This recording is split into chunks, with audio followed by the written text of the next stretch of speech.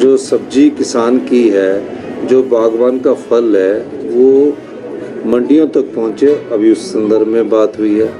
और कुछ एक चीज़ों को हमने दोबारा से कहा है कि जो नियम है उसमें कुछ परिवर्तन करने की बात हमारी बैठकों के द्वारा चल रही है।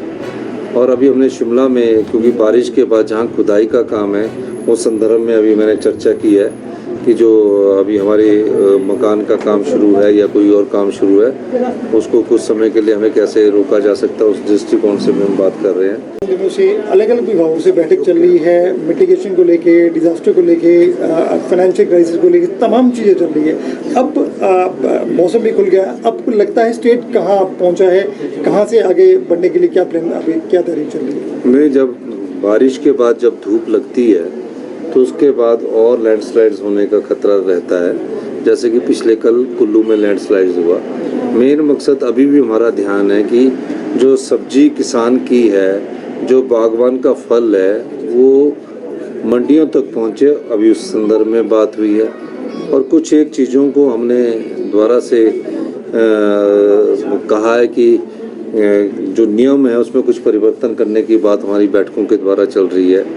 और अभी हमने शिमला में, क्योंकि बारिश के बाद जहाँ खुदाई का काम है, उस संदर्भ में अभी मैंने चर्चा की है कि जो अभी हमारे मकान का काम शुरू है या कोई और काम शुरू है, उसको कुछ समय के लिए हमें कैसे रोका जा सकता है, उस दृष्टिकोण से भी हम बात कर रहे हैं। तो निश्चित तौर पर शिमला से पेड़ काटने के लिए भी हमने मना कर दिया जब तक कोई उसके सर्वे नहीं हो जाता कि ये पेड़ बहुत डेंजरस है।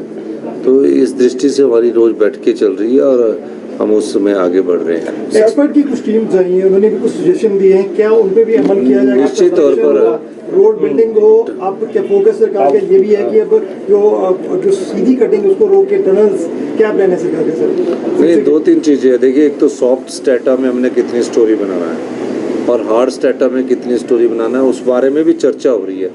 नियमों में चर्चा हो रही है, स्ट्रक्चर इंजीनियरिंग कैसे हो, कैसे बदलना है, क्योंकि 40 साल से एक ऐसी व्यवस्था चल रही थी जिस पर कभी किसी ने ध्यान नहीं दिया। तो अब हमारे समय ये समस्या आई है, तो हम इस समस्या का समाधान के लिए आगे बढ़ रहे हैं। सर, जमीनें पूरी तरह खत्म हो गई है, क्या जमीन के बदले जमीन देने? देखिए, जिन आम परिवारों की, गरीब परिवारों के लोगों की, कईयों के मकान धंस गए हैं, जमीन ही खत्म हो गई है। हमारी सरकार उस पर भी चर्चा कर रही है और हम इंतज़ार कर रहे हैं कि हमको कुछ या राष्ट्रीय आपदा घोषित किया जाए या कुछ हमारे को स्पेशल पैकेज रिलीफ के रूप में मिले। वो अगर मिलता है तो उससे भी हम कुछ लोगों को बसाने का काम करेंगे। और निश्चित तौर पर जिनकी ज़मीनें गई है उनके बारे में हम विचार कर रहे हैं। समस्या एफसी और एफआरआई एक्ट की तरफ है। मैंने उस मामले में चिट्ठी लिखी है और एक और मैंने पत्र लिखा है जिसका कि हमारे यहाँ मक डिस्पोजल की कोई साइट्स नोटिफाई नहीं है। नाला में आके हम मक डाल जाते हैं और नाला चौक हो जाता है, और जब चौक हो जाता है तो जब धीरे धीरे लैंडस्लाइड्स होता है तो मड स्लाइड्स के रूप में पहुँचता है और मकानों को नुकसान पहुँचाता है। तो हमने कहा है कि हमें एफआरए के तहत मक्स की जो साइट्स है उसको नोटिफाई करने की परमिशन दी जाए।